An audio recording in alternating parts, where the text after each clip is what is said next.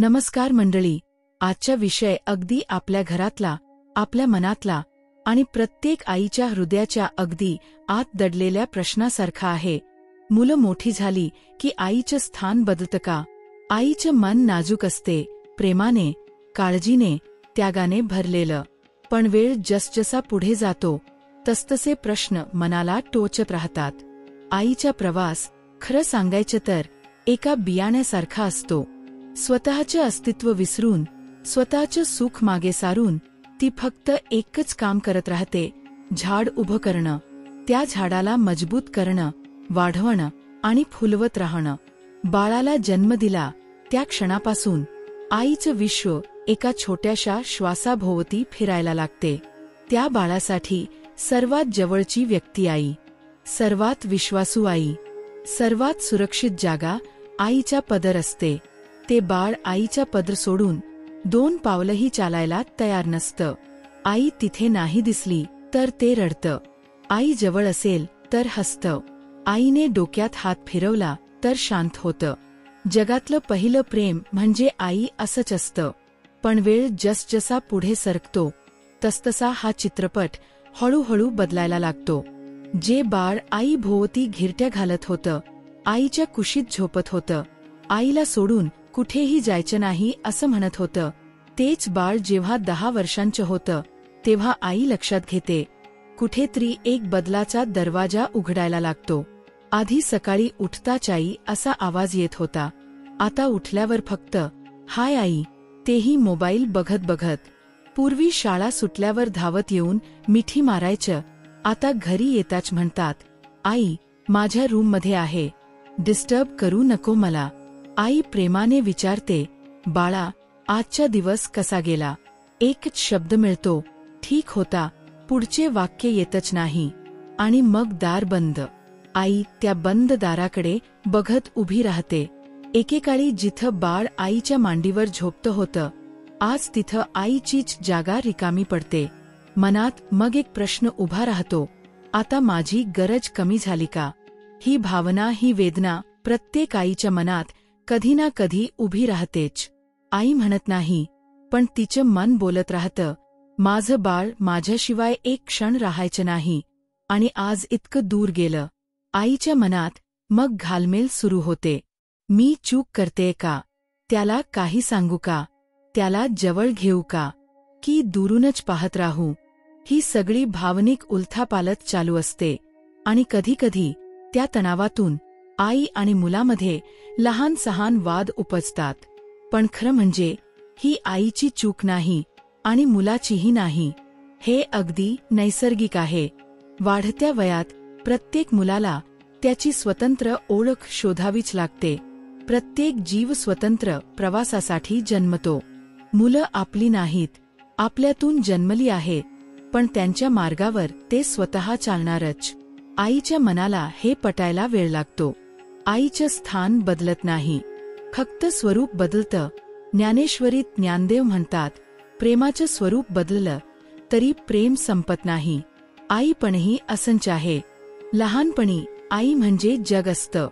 मोठेपणी आई म्हणजे आधार असतो, सुरक्षितता असते, पण सतत सोबत नाही. आईचा दिवसाचा 24 तास असणारा रोल बदलून जातो. आठवड्याला कधीतरी फोन येतो, कधीतरी भेटी होतात, काही सल्ले आणि मोजकेच बोलणे होते, एवढाच सहवास उरतो. पण स्थान ते कधीच बदलत नाही. ते मनाच्या सगळ्यात उंच स्थानावर कायम राहतं. पण प्रश्न असा आहे, आईचं मन दुखतं का? कारण आईचं प्रेम बंधन नसते, पण आईची सव्य बंधन बनते. मुलं जवळ असण्याची, त्यांच्या छोट्या छोट्या गोष्टींची, त्यांच्या आई हे कसं करू या प्रश्नांची ही सव्य अचानक सुटली की आईला वाटतं, मी कमी महत्वाची झाले का? पण हे महत्व कमी होणं नाही, हे मुलं सक्षम होणं आहे. या ठिकाणी भगवद्गीतेची शिकवण आठवते. ती म्हणजे अपेक्षेमुक्त प्रेम. श्रीकृष्ण अर्जुनाला सांगतात, कर्तव्य कर पण अपेक्षा ठेवू नको. आईचं प्रेमही तसंच आहे. मुलांनी फोन केला नाही म्हणून प्रेम कमी होत नाही.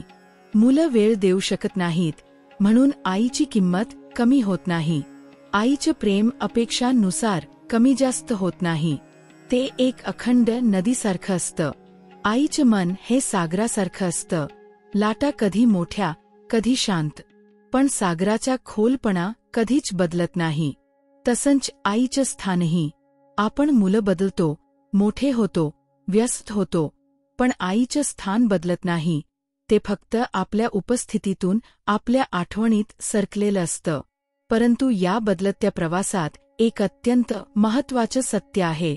आईने देखील स्वतःलाही बदलायला हवं. 40शी नंतरचा काळ हा एका नव्या जन्मासारखा असतो. आतापर्यंत आई म्हणून जगलेल्या स्त्रीने क्षणभर थांबून स्वतःकडे बघायला हवं. मी कोण? मला काय आवडतं? मला काय शिकायचं आहे?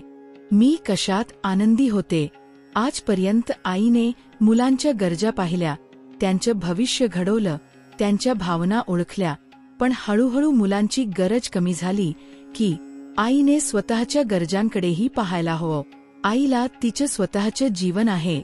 आईने स्वतःवर प्रेम करायला हवं, स्वतःचा सन्मान करायला हवा, स्वतःची ओळख जगली पाहिजे. तिची स्वप्न आहे, तिचं आरोग्य आहे, तिच्या आवडी, छंद, आनंद आहेत. त्यांना पुन्हा जागा द्यायला हवी. मुलं मोठी झाली की आईने रिकाम घर नाही, तर नवं आयुष्य सुरू केलं पाहिजे. नवी आई जी स्वतःसाठी जगते, जी स्वतःला जपते, जी स्वतःची किंमत जाणते. कारण मुलांकडून अपेक्षा करणं कमी झालं की दुःखही कमी होतं आणि आपुलकी मात्र वाढते. तेव्हा आईने मुलांना त्यांच्या निर्णयांची जबाबदारी घ्यायला दिली पाहिजे. स्वतः पडू दे, उठू दे, शिकू दे. हा प्रवासच त्यांना मजबूत करतो. लहान मुलाचं प्रेम आई भोवती चिटकण्यात असतं. तरुण मुलाचं प्रेम स्वतःला उभं करण्यात असतं. मोठ्या मुलाचं प्रेम आईला सुरक्षित ठेवण्यात, तिला सन्मानाने जगू देण्यात असतं. म्हणून आईने असा विचार करूच नये, मुलं माझ्यापासून दूर गेली, मी कमी पडले, किंवा माझं प्रेम पुरलं नाही. असं काहीही नाही. मुलं दूर गेलेली नसतात, ते फक्त स्वतंत्र झालेले असतात. आणि प्रत्येक स्वतंत्र मुलाच्या मनात आईचं स्थान अजूनच उंच असतं. आईने स्वतःला कधीही कमी लेखू नये.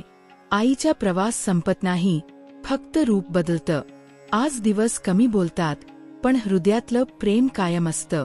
आईने हे समजून घ्यायला हवं की मुलं जरी उंच उंच झाडांप्रमाणे वाढली, तरी त्यांच्या मुळांमध्ये आईचाच हात असतो.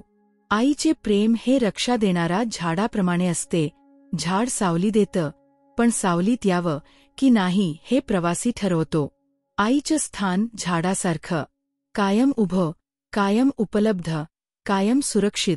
मुलं सावलीत बसली की आनंद, नसली तरीही चिंता नाही, कारण झाडाला माहीत असतं माझी सावली कायम आहे.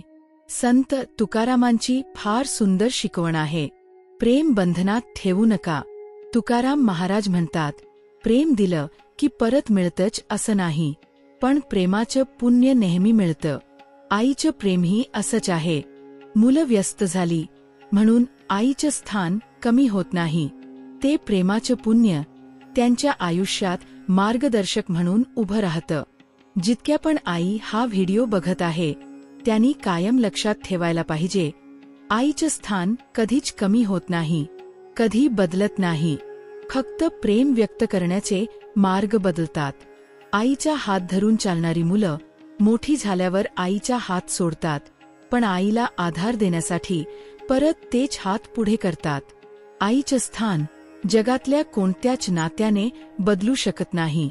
मुलं मोठी झाली की आईचं स्थान बदलत नाही, फक्त तिची जागा त्यांच्या आयुष्यातून हळूच मागे सरकते. कधी ती ओरडून सांगायची, आज फक्त शांतपणे पाहते. कधी हात धरून चालवायची, आज आशीर्वादाने सोडते. असं नाही की आई दूर जाते, फक्त मुलांच्या स्वप्नांना जागा करून देते. आई बदलत नाही, ती फक्त आपल्या मुलांना उंच भरारी द्यायला मागे उभी राहते. मंडळी, माहिती उपयुक्त वाटली असेल तर लाईक, शेअर आणि सबस्क्राईब करायला विसरू नका. धन्यवाद.